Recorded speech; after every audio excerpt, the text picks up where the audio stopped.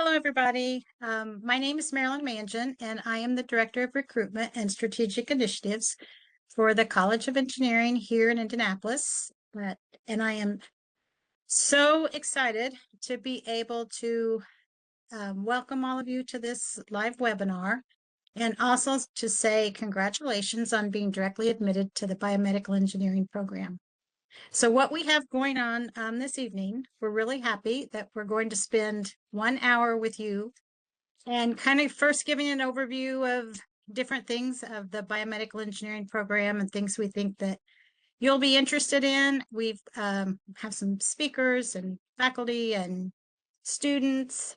And then once the presentations are over, then we will open it up for questions. And with that, I think I might have stolen a little bit of Dr. Render's show here, but Darshini, you want to take this over and introduce yourself? Yes, absolutely. Thank you, Marilyn, for sharing the ground rules. Welcome. Good evening. I hope this is good evening for most of you joining us. My name is Darshini Render. I serve as the Director for Experiential Learning at the Weldon School of Biomedical Engineering. So today, what you can expect for the next, let's say, 20 to 25 minutes, we're going to talk a little bit about what is biomedical engineering program, what you can expect from our program. You also get to hear from our students, a very rock star alumni speaker, and a very special guest speaker today, Dr. Conlon, who's going to talk a little bit about what is engineering and medicine, what does that intersectionality look like as you move into this wonderful field of biomedical engineering. So with that, I'd like to introduce Director of the Indianapolis Weldon School of Biomedical Engineering program, Dr. Higbee, to tell us a little bit about what is BME and what students can expect from us.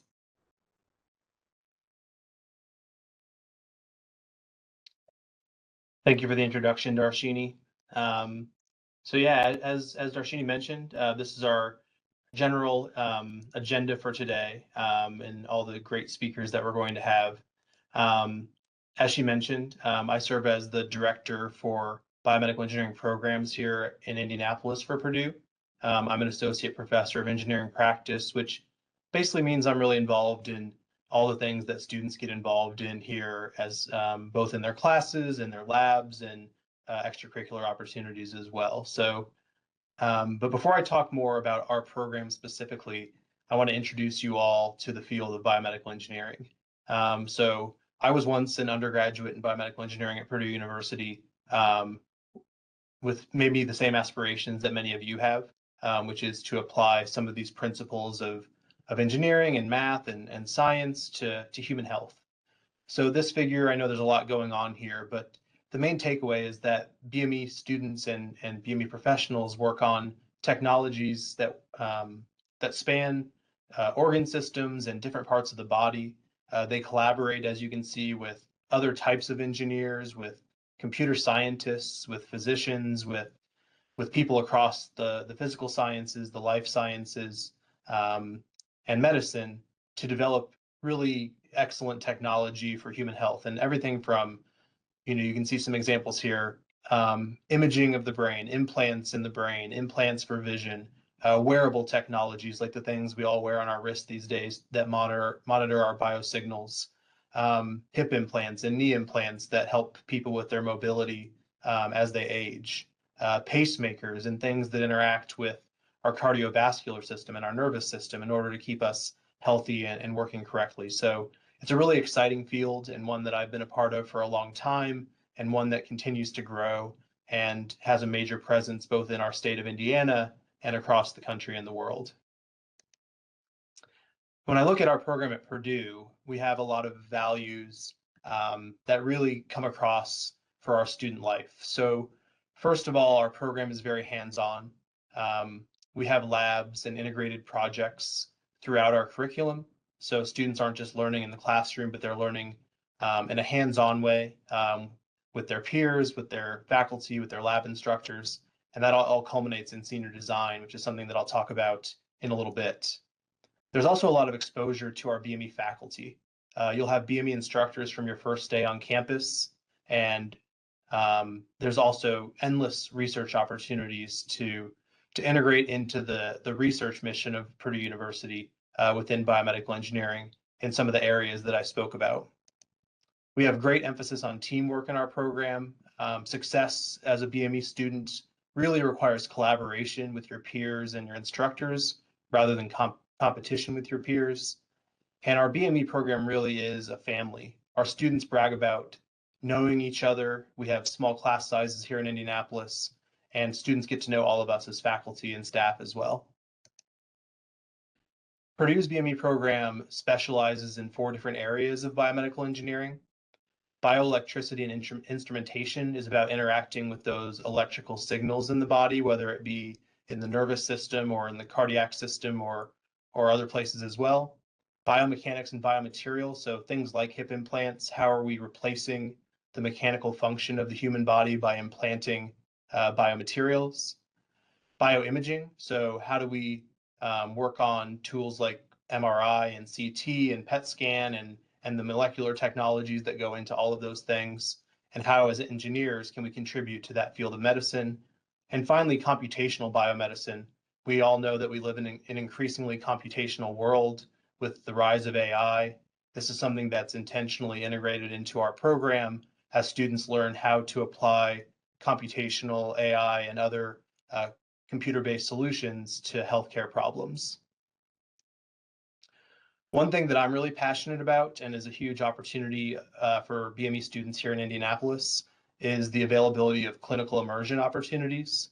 This is the word that we use in biomedical engineering and other fields to talk about immersing students into medical locations, hospitals, surgery, things like that, to get that experience for students. We've been running a program for 5 years now called the Inscribe program in the summer. It's a 6 to 7 week paid experience where students, undergraduate BME students, get 5 full weeks of immersion in local hospitals here in Indianapolis, which are just a short walk away from our campus. Really, we share a campus. You can see that we've had over 50 clinician partners in all sorts of different fields over this time, that we've had, again, over 50 students participate in this program over the last 5 years, and we're excited to continue offering this program for at least another 5 years. We also have a variety of 2-week summer programs in cardiovascular medicine, neurology, and ear, nose, and throat medicine. And altogether, we end up with dozens, if not more, of our students participating in these clinical immersion experiences every year. The other major connection with medicine and the clinic that I will speak about is our BME capstone course. This 2-semester sequence in the senior year is really about team-based engineering projects that address clinical needs. We have 2 of our BME faculty, including myself, who serve as co-instructors of this course with an excellent graduate TA. All 8 of our projects this term and most terms are sponsored and mentored by clinicians. So you can see at the right some examples here. We've got some really cool projects, a lot around pediatrics this year. We've got a team that's working on a better device for intubating, accessing the airways of pediatric patients. So we actually have Dr. Conlon here to speak about that in just a moment, but I'll let you read through a couple of these other ones. You can see everything from nephrology to radiology to OBGYN and neurosurgery, emergency medicine. We have physicians from all sorts of different disciplines that are mentoring our students in these projects.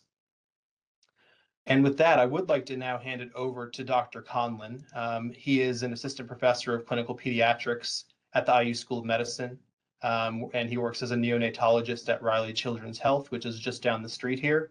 And as you saw on the previous slide, he is a current sponsor of one of our capstone teams. So I'm going to pause sharing my screen, see if that works. Maybe? Yeah, so how's everyone doing? So yeah, I'm really excited to be a part of this. I think just recently, I think as of like yesterday, I'm an adjunct professor now at Purdue College of Engineering. So this is a great thing for me. I've been working on the capstone projects going on about 2-3 years now. So I've had a variety come through. They're all really interesting. I love giving the engineering students a prompt, seeing what they can do with it. They come up with really interesting ideas. Really, my focus is trying to increase that overlap between clinicians and engineers. I have an undergrad in biomedical engineering, but I kind of let that go to the side a little bit when I got into medicine. But as I've gotten a little bit older, I've noticed that there is absolutely a missing component of physicians, even those who aren't engineering minded, really know what the problems are, really know what the pain points are. They don't know how to translate those problems into a device or something that could help them more. So I'm working really closely to kind of bridge that gap a little bit, doing these capstone projects. I'm also working on a clinical immersion course that people can take. Rather than a 6-week course, this would be like a 2 or 3 credit course that you can take just to kind of come into the clinic, see how we do work on translating medicine to engineering as well. We've had some really great projects come through that I've been able to mentor, one of which is going for hopefully some funding and potential testing in our NICU in the future. So I'm happy to take any questions, real excited to be here.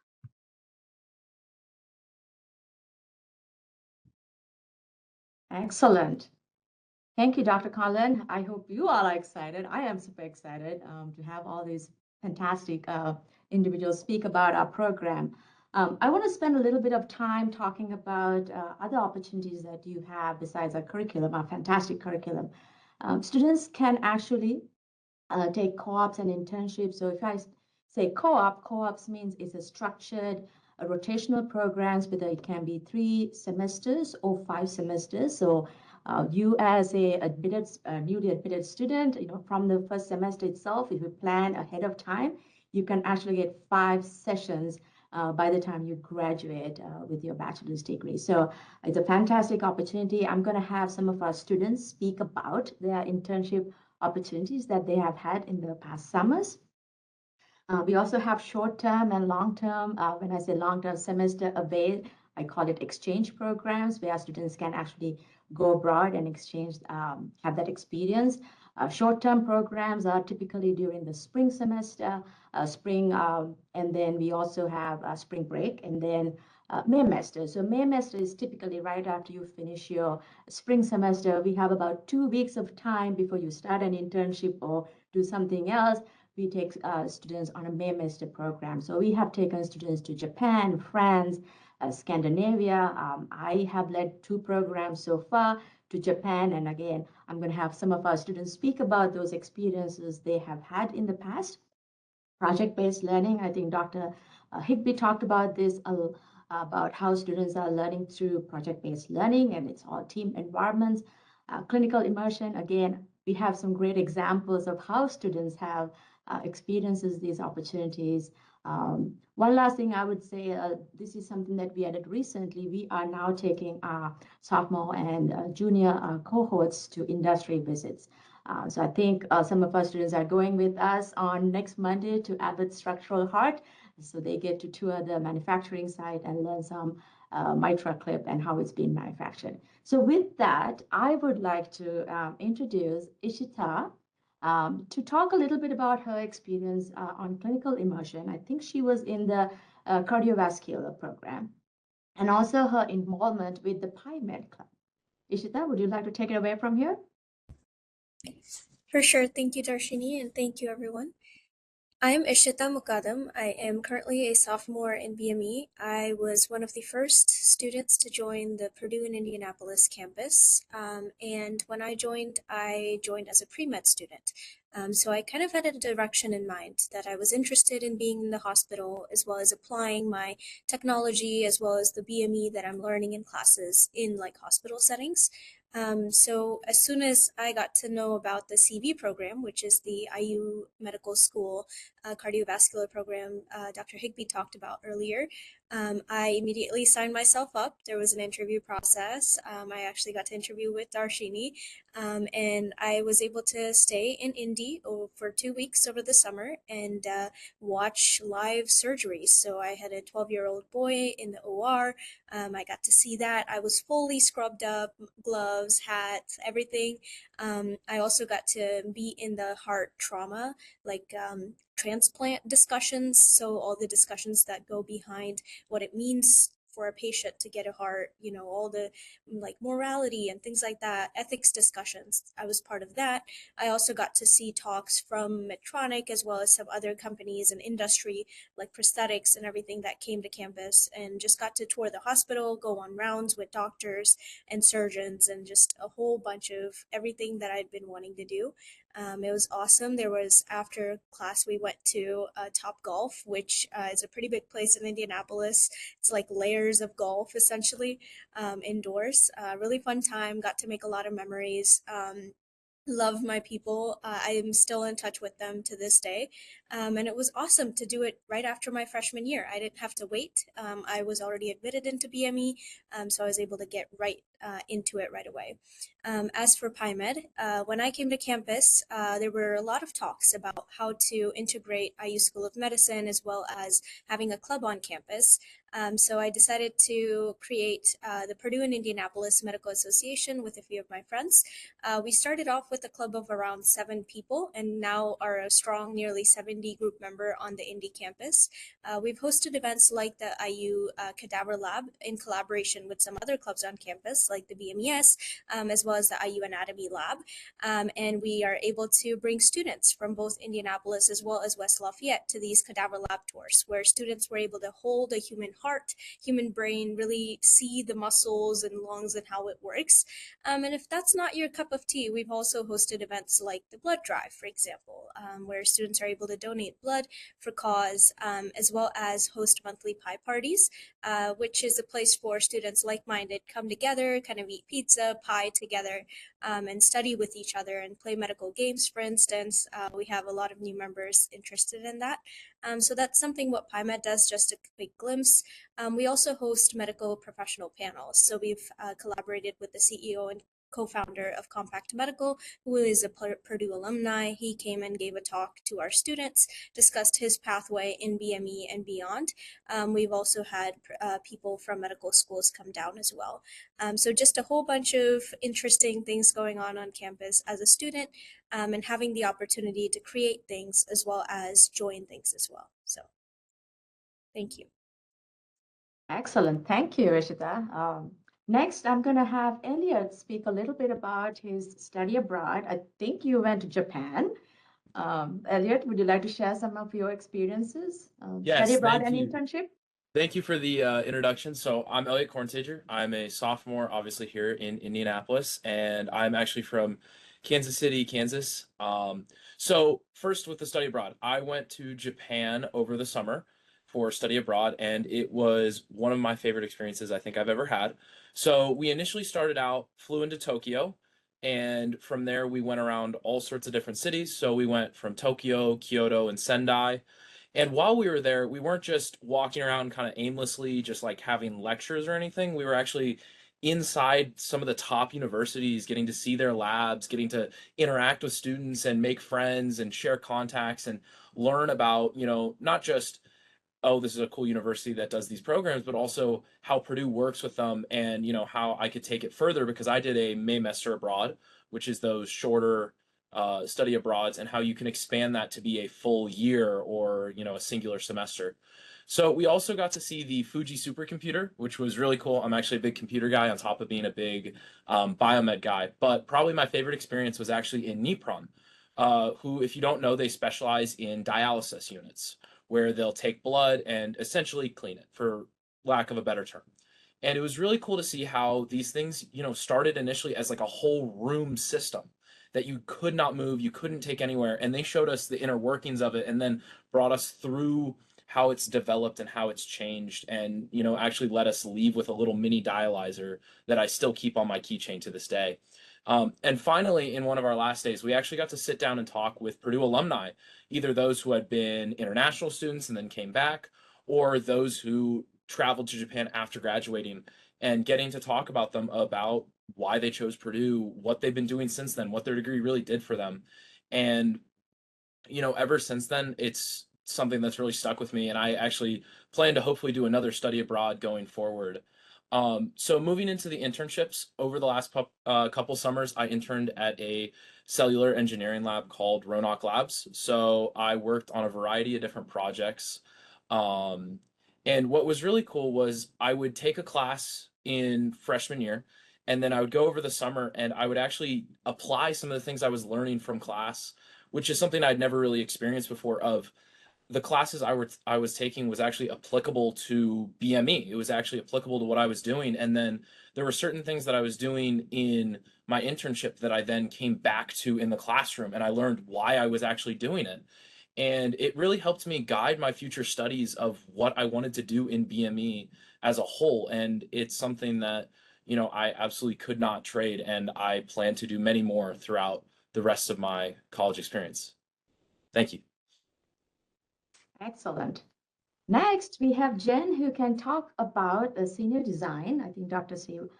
Higbee also talked about how senior design is a 2-semester program and how it is integrated with clinical clinicians. So I'm going to have Jen speak a little bit about her experience with senior design. She also has done undergraduate research and also works part-time. So how do you manage all this? Thanks, Soshini. Yeah, I wear a lot of hats. So I'll actually work my way backwards to senior design, but my name is Jen Bowles. I'm a senior biomedical engineering student here, and I'm actually local to Indianapolis. So my story is a little different. I came back to school after working for a couple years, and I chose biomedical engineering. I wanted to switch career fields.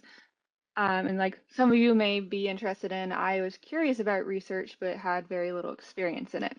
So I started out working part-time. I've worked part-time all through school, and I have to agree with the general 20-hour rule. If you start to exceed 20 hours of work, it starts to impact your school. But it is totally possible as an engineering student to both work and do your schoolwork. So over that time, a lot of my experiences gravitated towards working on campus. So I started working off campus. There's a lot of job opportunities around Indianapolis. They don't necessarily have to do with engineering. But over time, as I gained more experience, I was able to do things like be a teaching assistant. It's a really great way to really force yourself to learn the material while also, giving back to the students around you and getting a little more of that experience. I've worked in the Office of Engineering with Marilyn, and then more recently, I actually got a research position just from my network in Indianapolis. I'm working in the bone biology and mechanics lab with Dr. Wallace, and that has been really awesome. So I think just over time, those opportunities have opened up from knowing people on the campus, asking for opportunities. A lot of times, if you ask someone and they don't have a position for you, they know someone who is looking. So it really comes down to having this tight network on the Indy campus. So that's something I'm still doing now, and I'm really enjoying it. I plan to go to grad school and pursue further research. And that kind of leads into senior capstone. So as time has progressed, I'm not working as much as I did because I'm spending more of my time designing a medical device. And as Dr. Higbee said, senior design is the culmination of past 4 years of your work, whether that be coursework, outside experience, internships, all that goes into it. And it's kind of the one project to put on your resume and talk about in interviews. With this project, we're in our second semester now, and I'm actually on the team that's designing the integrated breast biopsy and imaging device. This combines a little bit of everything. You get a full picture of the medical device life cycle from prototyping, thinking of designs, and then you have to figure out how to build the thing, how to meet device specifications, and you even think about, well, what happens next? What happens after a device launches and everything that involves that. So it is, for me, the highlight of my academic experience here.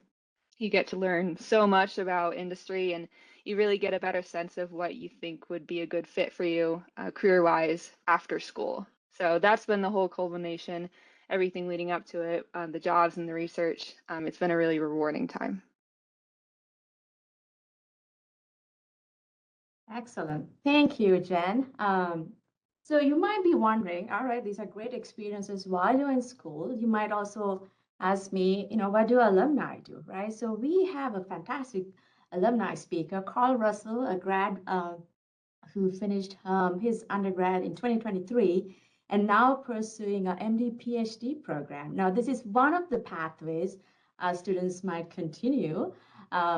So I'm going to invite Carl to tell us a little bit about his path and what he wants to do with MD PhD in the future. Yeah. Hey, everybody. This is such an exciting time for all of you.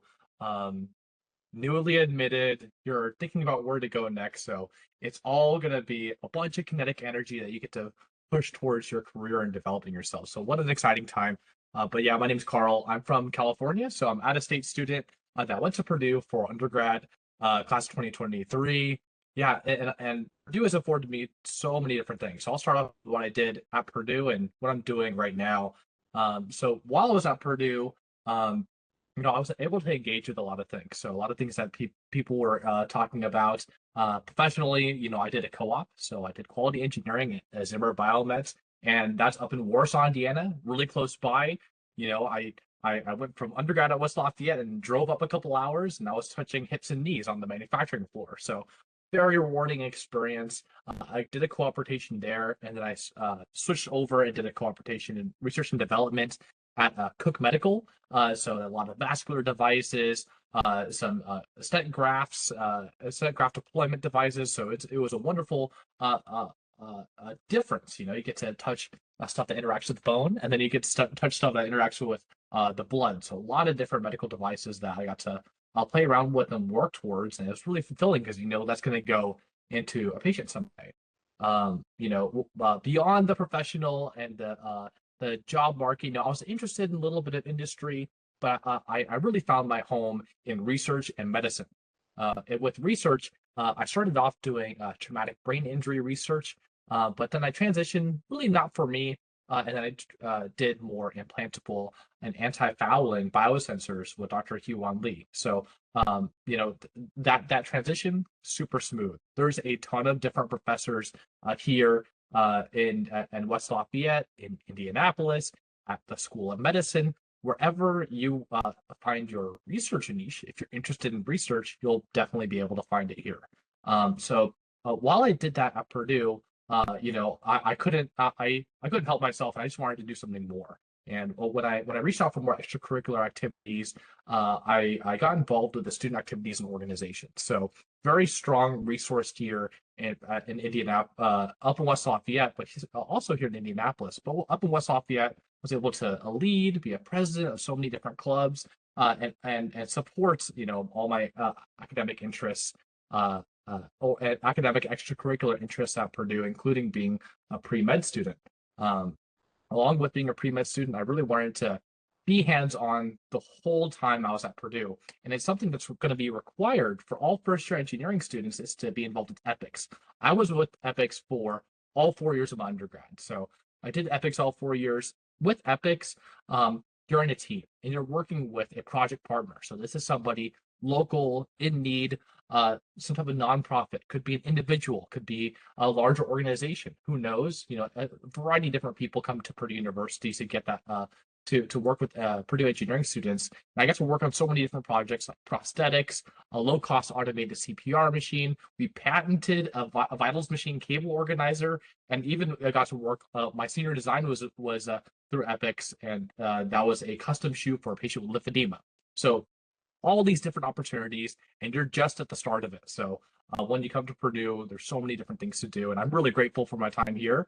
And so after I graduated from Purdue, I applied to an MD PhD, so medical scientist training program. So that's a program with Indiana University School of Medicine, Purdue University School of Biomedical Engineering, and I'm pursuing both my medical degree and my PhD in biomedical engineering. So really the intersection of medicine and research, and I love it. You know, it's kind of what Purdue in Indianapolis represents. You know, that the engineering hub right next to the School of Medicine, and I'm able to take advantage of both of those. So my first 2 years, I was able to do research in peritoneal dialysis devices, and therapeutic hydrogels for acute kidney injury. I'm a big kidney guy, but and then now I'm for my PhD, I'm working at the intersection of medicine and engineering with Dr. Sharon Bose. She's a nephrologist, and Dr. Joseph Wallace, who works. He's a bone mechanist, so experts in their respective fields, and working on a disease that affects both chronic kidney disease and neural bone disorder. So I'm doing my PhD project in that, but there's all these beautiful relationships between medicine and engineering in Indianapolis. So with my postgraduate experience, every single one of those classes that I took in biomedical engineering, I've learned to be able to apply to my work now. So you might think that, or you might look through the course description and say, how am I going to apply this to my work? But trust me, there's going to be an opportunity for you to practice what you learn and be a really effective engineer. But I think that's a little bit about my story, and I'll kick it off to anybody else who would like to speak, like to present. Yeah, thanks for allowing me to be here. Wonderful. Thank you, Carl. I hope that really summarizes from the time that you step into our campus and you graduate, and then what can you do after? So I think this is our time to take some questions, but in the meantime, we filter some of these questions. I want to tell you how you can get hold of us. I'm sure there are lots of questions, but feel free to reach out to Dr. Higbee, myself, our ambassadors. The speakers here are great resource to understand and ask any questions. So here's our information for us to, you can be reached out. We also want to inform you that we have a Produce for Me events. Marilyn, would you like to share what students can expect when they visit us? Sure. As Darshini said, we have lots of different opportunities to visit. There are the upcoming Produce for Me. I think space on those are getting pretty tight, but there is a wait list. So please don't, if you have tried to register, add your name to the wait list, because we're really trying to work, to get folks in who want to come. We have engineering information sessions that you can attend. The admissions office runs these, and then we have engineering information sessions following that. So those you can see more about that by going to the Office of Future Engineers. So just do a Google search on that, Purdue Office of Future Engineers, and then click on visits, and you'll see all these different opportunities. And maybe Darshini, at the very end, after the Q&A, we can put the slide back up possibly, and just to give them a reminder of all the good things that are going on, because visiting campuses, I think they'll hear that plug at the end from me again, because I think it's obvious that all the things that the biomedical engineering program has going on are pretty darn awesome. I think the speakers and the students, and that's obvious, but I think sometimes you got to come find and see if it's a good fit campus wise too. So location wise. Okay, with that, I do see that there are some questions coming in the chat. Some of these questions, if you're putting the questions in the chat, some will be answered live, some will be answered behind the scenes. And so if we don't get to your questions, then, please, that's another reason to reach out to any of us here. Okay, so the first one that I see is, does Purdue offer assistance obtaining internships and co-ops? So, you know what, maybe we start with Elliot just for this one, and then everybody else wants to jump in, because you talked about your internship, and I know Ishita and Jen, you've all been doing these things, but let's start with Elliot, okay? If you want to talk about that a little bit. Yeah, of course. So you get a lot of backing both from your class list. So for instance, as a freshman, I took Intro to Professionalism. It's Engineering 103, and it helps you with tailoring your resume and actually doing interviews, doing an elevator pitch, how to pitch yourself. And then also there are a lot of other resources throughout, just in general outside of your classlet that Purdue offers. There's the whole Office of Professional Practice that one of my roommates actually works really closely with. And they do a lot of help with getting you both into contact and also with going in to get a headshot, how to set up your LinkedIn, how to send out applications. And I hope that answers your question. Can I also chime in a little bit? Absolutely. So with BME, we get job postings directly to our population. So that's another way that we actually blast out these opportunities for students. So once you are in a program, you are added to a listserv, so all the students are able to see the internship opportunities, any clinical immersion opportunities, or anything that is an opportunity for students. So we do blast out co-ops and internships. We do have quite a few networking events that we offer to students because it's important, just like Jen mentioned, how you land in these opportunities is through your network. So we highly value the networking skills and opportunities that we can present to our students. So these are all things at BME, and also as a university, the Center for Career Opportunities, that's the central career office, but we also have Office of Professional Practice that also supports students, co-ops and internships. There are other modalities of work while learning as well. Interns for Indiana is another program that we have. So there are a variety of ways that students can actually get to these internships, or I would say, work-related experiences. So with that, let's go to the next question. Okay, and this I think is really probably intended for the students, but somebody else can absolutely jump in if they want to. What's your favorite thing about Purdue and Indianapolis? Jen, you want to start, and then Ishita, and then Elliot? Yeah, I can start. I would have to say I have been through school at another university that was much larger than Purdue, and I really like the Purdue Indianapolis size. Like, we have a lot of opportunities, a lot of hospitals around here, but it feels like a very close-knit group. And I know I can reach out to any of my instructors and hear back from them pretty rapidly. I know all of my instructors. It's not like I'm competing with hundreds of other BME students. And there's always help when I need it, which I'm asking for help a lot right now with our capstone project. And I feel like I can always reach out to somebody. There's always a support network, and I don't think I can take that for granted. That's not the case at larger universities. To add on, I'd say my favorite part is the access that students have. Purdue and Indianapolis, we have access to not only Indy resources, but also West Lafayette resources, as well as IU Medical School resources. So we're technically kind of part of 3 different locations, which is awesome.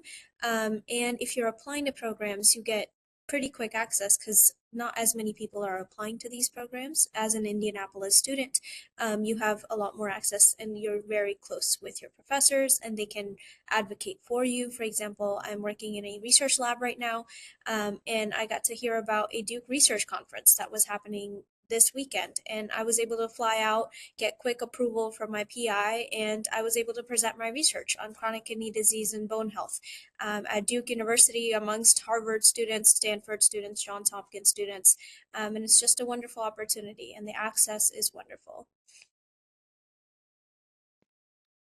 Yeah, I really do think it's the small class sizes. Truly, like when they say like you get to know a lot of your teachers and your classmates, I don't think I go into a classroom and don't know every single person by name. It really is a special experience that you really only get here in Indy. And also, sort of like Ishita said, I bust out for games. I went to many football games. I went to basketball games. I go out there to hang out with some of my friends who are in West Lafayette. You're not just limited to being in Indianapolis. There's that shuttle that runs between Indianapolis and West Lafayette. So you don't really even have to worry about driving. You can sit on the bus and do homework on the way out. And really, you are connected and you get that sort of smaller feel of if there's going to be an event going on, you're going to know about it. You're not going to miss out. your friends are going to know about it, and you're going to be able to just in general feel more of a sense of community among the BME people of really finding your class. Elliot, I love that you mentioned the Campus Connect that goes back and forth during the week 8 times a day between the two locations. And then on weekends, it's not quite as much, but I know it runs back and forth. Does anybody else, any of the other panelists want to jump in on that question about what your favorite thing is from maybe a different perspective than the students? I will very quickly, just because I haven't spoken in a while, which is just the going to college in a city is just affords a lot of opportunities. I know I'm not going to college, I'm teaching college, but after work, I can walk to museums like the Pacers games I walk to and meet my family there. All the things that a downtown of a big city has to offer. So it's a uniquely situated campus where I can walk one direction and go see Dr. Conlon if I want to, where he works, or I can walk the other direction and go to the restaurants downtown, or the sports games, or the theater, or the museums. Okay, perfect. I think you guys have all given a really nice overview of some of the favorite things here. Okay, one of the other questions, and again, I think this is for the students. What does a day in the life look like? So Ishita, if you had to explain what your life looked like every day, what would it be? And then Jen and Elliot, please feel free to jump into if you'd like. For sure. So I am currently a sophomore. So right now I'm taking the BME related degree courses. So if I were to kind of take you through my day on a random Tuesday, today's a Tuesday. So I woke up around like 7 a.m. I got my morning routine out of the way, did some homework, went to classes. 9 a.m. had thermodynamics, 10, 15, 20-ish had biomolecules where I was learning about amino acids and how they're really used in the body and blood flow and things like that. And then immediately I had my bioinstrumentation and circuit theory course with my Dr. Rachel Surovic, and I was able to learn about op amps, so operational amps, how electric circuits are moving through the body, and really how to integrate those two fields, which I think is the core of biomedical engineering. You're learning about both technology as well as medicine and the human body and how it applies to the human body. Later, I was able to grab lunch at Tower Dining, which by your time might be the new building, which is the Academic Success Building, which is the 15-story tall building. But that's a tangent, maybe we'll touch on later. But yeah, grab some lunch, head off to work. I work with the admissions department. I'm an Indy ambassador. I had my front desk duties. I was working there. And then I'm also a TA for the Office of Professional Practice. So I was TAing my Engineering 103 course that Elliot touched on earlier, essentially working with students, providing them feedback on resumes, mock interviews, etc. We have a lot of career fairs that are coming up, especially with jobs related to the summer. I'm kind of advising students on that. It is a very common occurrence in Indy. And then I'm here. I had dinner. I'm here. I've been doing work, homework, research lab, things like that. So that's, I would say, an average day here. And then going back to the dorms with friends, or sometimes we go eat outside at the restaurants as well, as Dr. Higbee had mentioned. And yeah, that's kind of been my day overview. I'm worn out listening to that. Jen or Elliot, do you want to jump in, one of you or both? Yeah, it's fairly similar. Me and Sheeta have very similar schedules. I think we spend almost all day together in classes, but I usually wake up on my Mondays and Wednesdays and Fridays, because my classes don't start till a little later. I go to the gym before class. I go to class, eat lunch with friends, maybe study a little bit, maybe go to some office hours. And then I just come back home. But it really is there is a lot of freedom in your day. I have friends who are in all sorts of clubs. I actually play in a rec hockey league sometimes as well outside of school, so there's plenty of things to do around here. Okay, About what the about senior day? were you gonna add some things, Jen? Yeah. I can add from the seniors' perspective. There's a lot more projects senior year. So let's see. Today We were testing some needles for our device, had a meeting about our capstone project, was doing some CT scans in lab today. So I feel like senior year it's a lot more project based, but you can mix it up a little bit. You get a little more freedom in your schedule. So just my 2 cents. Okay, perfect. The next question, it's again, it's a student question, and then maybe we'll get on to some of the others. Would you recommend joining any of you in a learning community? Would you recommend joining a learning community? Ishita, do you want to start with that? Yeah, I can touch base on this. I'm an RA at the university residences. So, as an RA is a resident assistant. Essentially, what we're doing is working with students, organizing weekly events related to learning communities, as well as other opportunities as well. I'd highly recommend joining. We are in the process of getting everything situated, but as of now, I believe there's an honors college learning community, College of Engineering, College of Science, IBE. There's a few others as well. It's really a nice time to be able to be with people in your learning community, attend those events.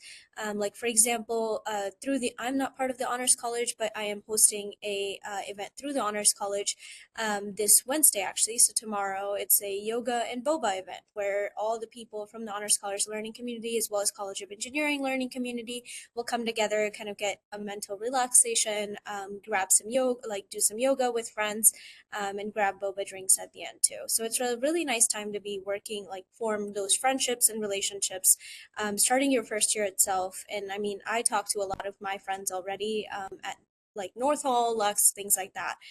So I'd highly recommend it.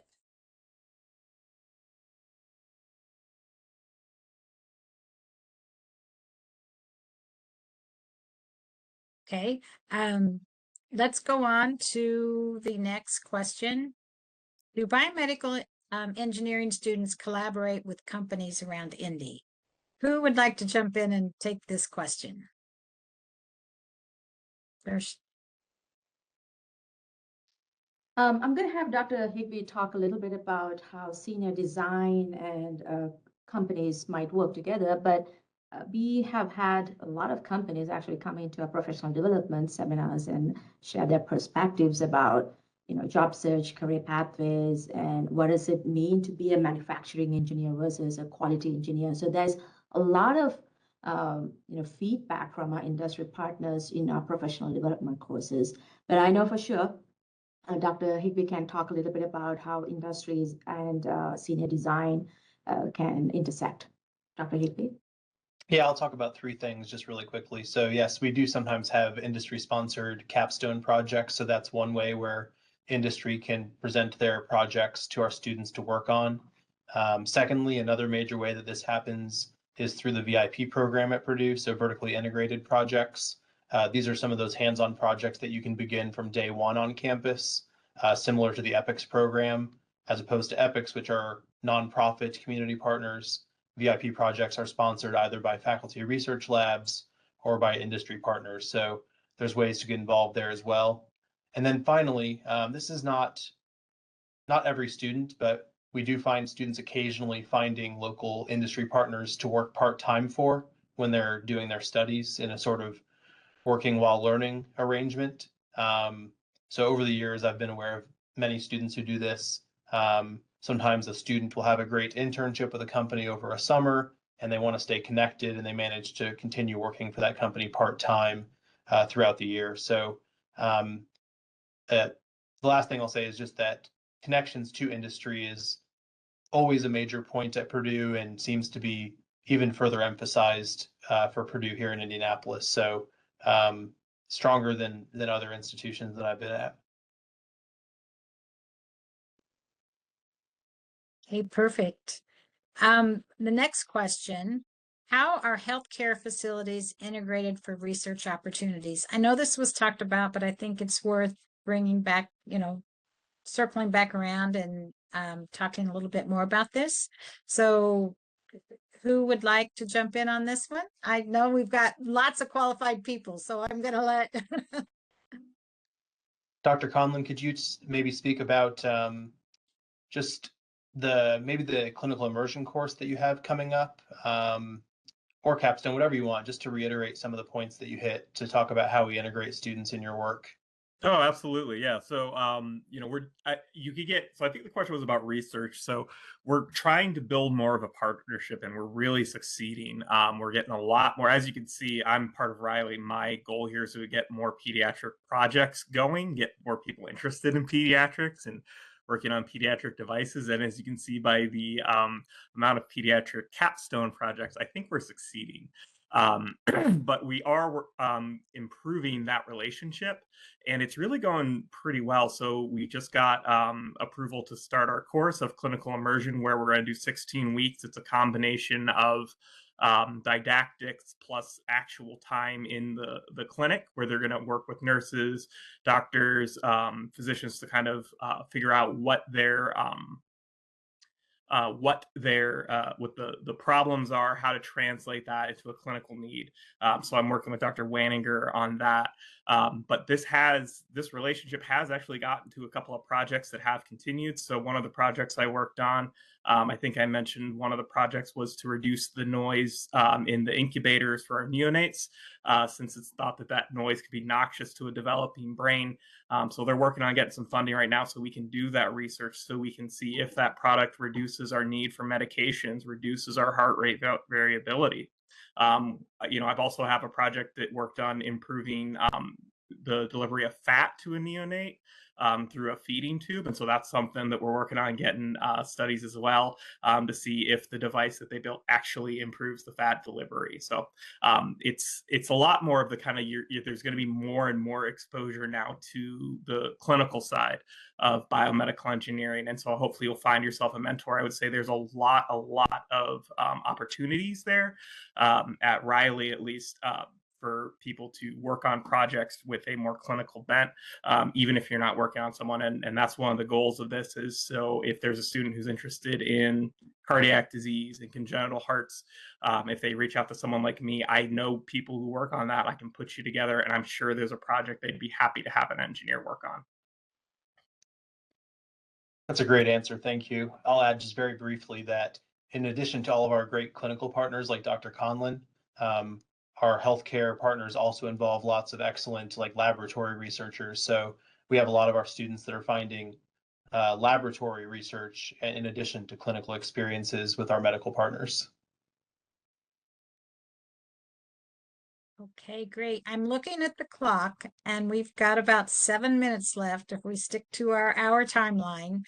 And so I think, you know, one or two more questions, the very tops. I see one here that's been liked a lot. Can you share, this is for the students, can you share, well, I guess it could be for anyone. Can you share your favorite memory at Purdue and Indy? So Ishita, I see a big smile on your face, so I'm going to start with you.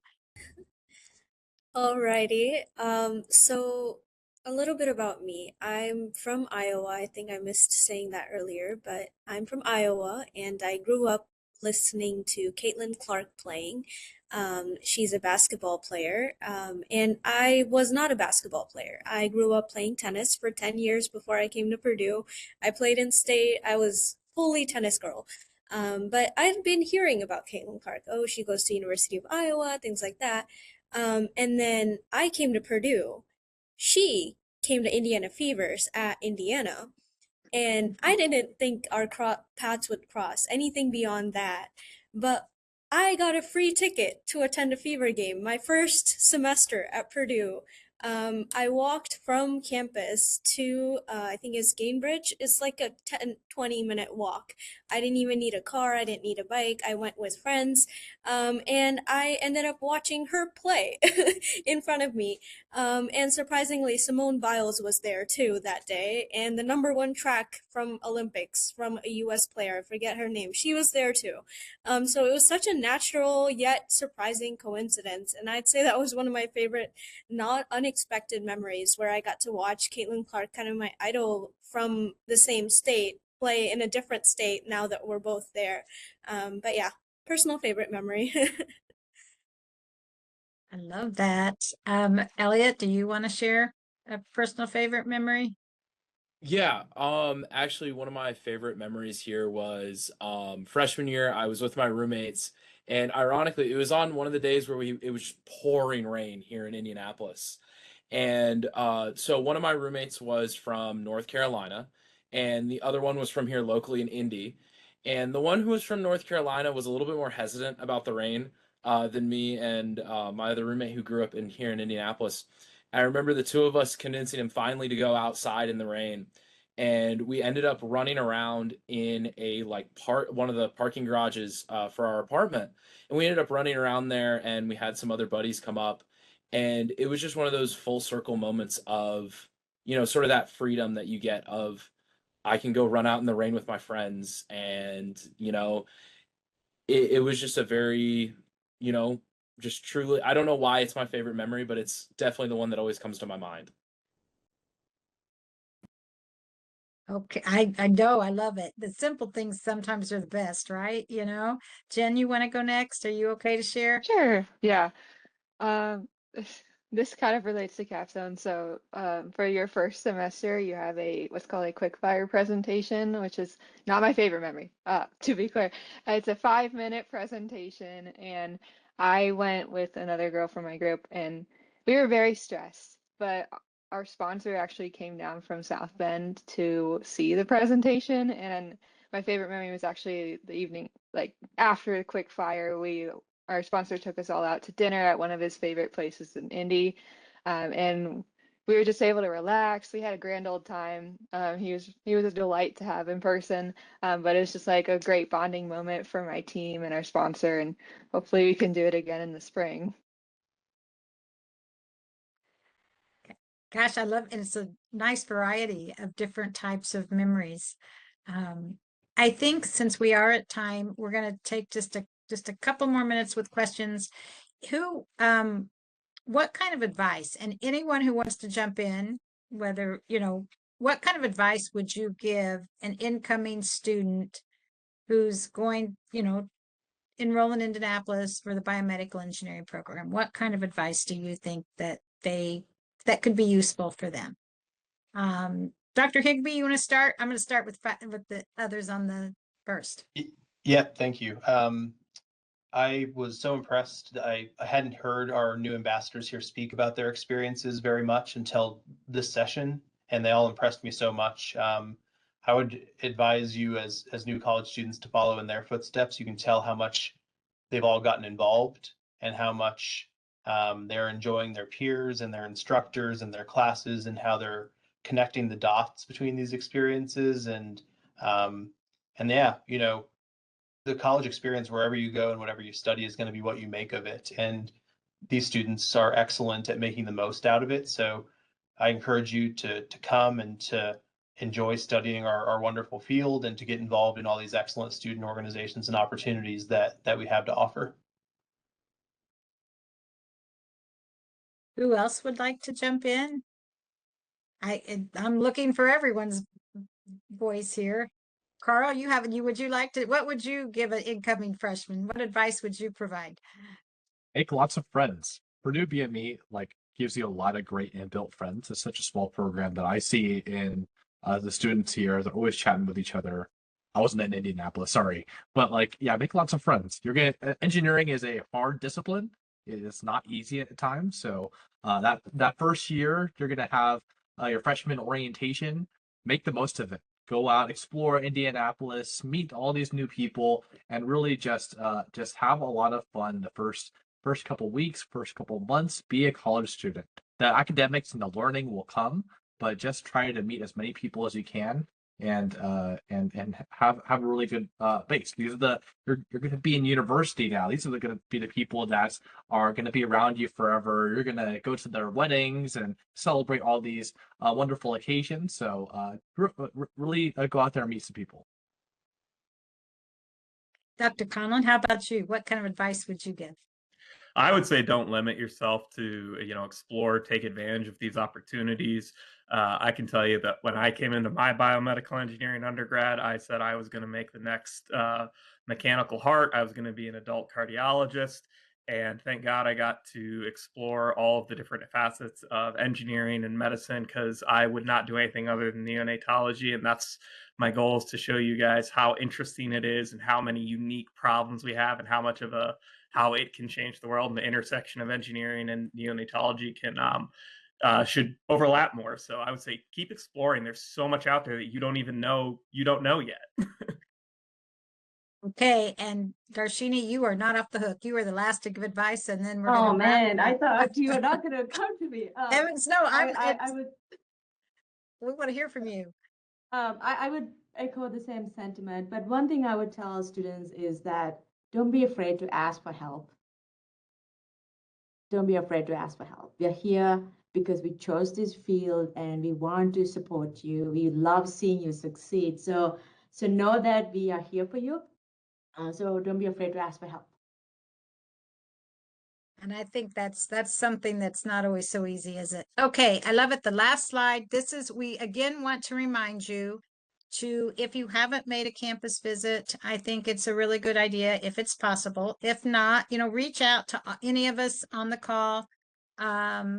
With your questions, we're happy, we're very, very happy to connect and talk further, whether it be through Zoom or just, an email. So send us your questions. Okay. And I want to thank the panelists, all of you, for spending the time. And I really want to thank the audience, to all of you who have taken an hour out of your evening to learn a little bit more about the biomedical engineering program at Purdue University in Indianapolis. Everyone have a good rest of your evening.